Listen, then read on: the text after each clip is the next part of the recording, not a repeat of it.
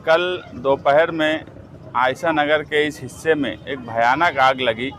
इत्तेफाक से मैं और रहमान शाह आयशा नगर में ही थे। आग की जब शुरुआत हुई तो कुछ लोग आकर बोले, हम लोगों ने ही फायर स्टेशन में फ़ोन किया और उस वक्त हम लोग यहाँ पर मौजूद थे।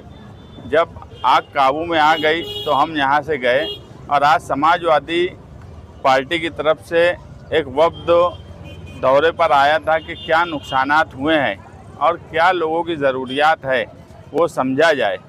यहाँ आने के बाद हम जो समझे कि 26 मकानात यहाँ पर जल गए हैं, जो पूरी तरह उनके मकानात का नुकसान हुआ है।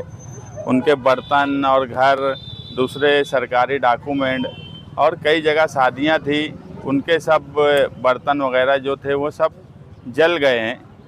इसलिए हम जो है जो भी फौरी तौर पर बुनियादी ज़रूरियात में हम उनकी मदद कर सकते हैं।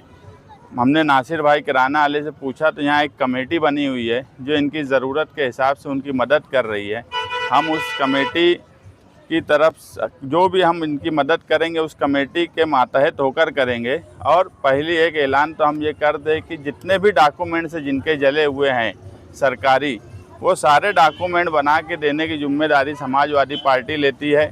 और हम कमेटी से भी गुजारिश करेंगे कि जो भी बच्चे स्कूल में पढ़ रहे हैं उनकी अगर हमको एक लिस्ट दे दी जाए तो उनकी तालीमी ज़रूरत का जो नुकसान हुआ है फौरी तौर पर हम उस सारे बच्चों के लिए जो भी तालीमी ज़रूरत है वो हम मुहैया फ़ौरन करवा देंगे।